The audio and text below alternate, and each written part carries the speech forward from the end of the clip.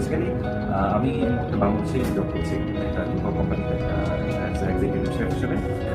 আমি basically world শেফের certified executive chef. আপনারা সবাই জানেন world association of chef society, যারা হচ্ছে পুরো পৃথিবীতে যে মানদণ্ড আছে ফুডের বা কুলিনারিতে যারা কাজ করে তাদের মানদণ্ড নির্ধারণ করার একটা সংস্থা, এবং তাদের অনেকগুলো এডুকেশন প্ল্যাটফর্ম আছে। সেখানে হচ্ছে বিভিন্ন রকমের কোর্স আছে যেগুলো হচ্ছে মানুষ খুব ইজিলি করতে পারে। আমি বেসিক্যালি ওয়ার্ল্ড শেফ থেকে লাস্ট যে ব্যাচটা দেখতে পাচ্ছেন এটা হচ্ছে সার্টিফাইড এক্সিকিউটিভ শেফ। এটা হয়েছে বেশ কয়েকদিন আগে। এই আর কি। ইতিমধ্যে আপনি পাকিস্তান ঘুরে এসেছেন, তো পাকিস্তানে আপনার অভিজ্ঞতাটা কি? ওকে, পাকিস্তানে বেসিক্যালি আমি দুইবার গেছি। এর আগে 2025-এর আগস্টে ওখানে একটা সেমিনার ছিল, ইন্টারন্যাশনাল জাজ কম্পিটিশন সেমিনার। এটা বেসিক্যালি পাকিস্তানের লাহোরে হয়েছিল পিসি হোটেলে। সেখানে আমি গিয়েছিলাম যে বাংলাদেশি হিসেবে ওখানে পার্টিসিপেট করতে গিয়েছিলাম। কারণ হচ্ছে ওয়ার্ল্ড শেফের যে কম্পিটিশনগুলো হয়, ওয়ার্ল্ডে ফুডের যে কম্পিটিশনগুলো হয় সেগুলোতে জাজমেন্ট করতে গেলে, জাজ হইতে হলে প্রথমত জাজ কম্পিটিশন সেমিনারের যে সেমিনারটা আছে সেটা অবশ্যই অ্যাটেন্ড করতে হবে। এটা একটা লাইসেন্স হিসেবে কাজ করে।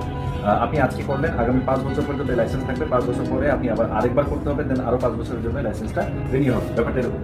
তো এটা হলে জাজ হওয়ার ব্যাপারটা কিন্তু তা না। আমি বেসিক্যালি এটা হচ্ছে একটা ফার্স্ট স্টেপ, প্রথম একটা পাথ, যেটাতে আমি হচ্ছে এটা মানে শিখছি যে আমি কিভাবে আসলে একটা ফুডকে জাজমেন্ট করবো, একটা ডিশকে আমি কিভাবে মূল্যায়ন করবো, সেটা তারা হচ্ছে বেসিক্যালি ওখানে শেখায়। জাজিং সেমিনারগুলো আসলে করা উচিত, কারণ জাজিং সেমিনারগুলো না করলে আপনি বুঝবেন না যে ফুডের মানদণ্ড কীভাবে হচ্ছে সেটাকে ধরে আপনার কাজ করতে হয় এবং কীভাবে মার্কিং করতে হয়। সেই মার্কিংয়ের অনেকগুলো প্রসিডিওর আছে ইন্টারন্যাশনালি, সেটা বেসিক্যালি এটা থেকে শিখতে হয়। আর লাস্টে 2026-এর ফেব্রুয়ারিতে গিয়েছিলাম পাকিস্তানে। সেখানে হচ্ছে PICC ছিল, পাকিস্তান কুলিনারি চ্যাম্পিয়নশিপ ইন্টারন্যাশনাল। সেখানে বাংলাদেশের হয়ে আমি ওখানে গিয়েছিলাম। আমি বেসিক্যালি ওখানে জাজ হিসেবে গিয়েছিলাম, রুকি জাজ, প্লাস হচ্ছে মার্শাল হিসেবে দায়িত্ব পালন করেছি। পাকিস্তানে আসলে যেটা দেখলাম যে সেখানে প্রায় 20টা দেশের মানুষ ওখানে এসছে, বিভিন্ন ধরনের কুইজিন তারা রান্না করেছে, আমরা টেস্ট করেছি। আমি বেসিক্যালি টেস্টার ছিলাম না, টেস্ট তো করেছি, শিখিয়েছি। আর রুকি জাজ মানে হচ্ছে শিক্ষানবিশ জাজ।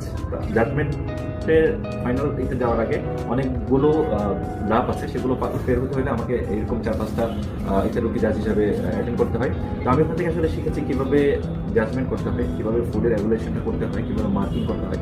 এখানে অনেক দামি দামি শেফরা ছিল, ইন্টারন্যাশনাল শেফরা ছিল, মাস্টার শেফরা ছিল। ওয়ার্ল্ড শেফের একজন ভাইস প্রেসিডেন্ট ছিলেন, একজন মাস্টার শেফ ছিলেন, উনি অনেক ব্যক্তিত্ব ছিলেন। সব থেকে মজার বিষয়টা, পাকিস্তানে গিয়ে আমার একটুর জন্য মনে হয় না যে আমি বাংলাদেশের বাইরে গিয়েছি। পাকিস্তানটা খুবই ভালো ছিল, এবং ওদের যে শেফ অ্যাসোসিয়েশন অফ পাকিস্তান ক্যাপিটালের president mister Ahmed Shafiq sir, উনি খুবই ভালো একজন মানুষ। আমাকে এখান থেকে ইনভাইট করে নিয়ে গেছেন। বেসিক্যালি বেনিফিটটা তো আমার, আমি অনেক কিছু শিখতে পারছি, এবং ভবিষ্যতে এরকম আরও অনেকগুলো কম্পিটিশনে যাওয়ার ইচ্ছা আছে।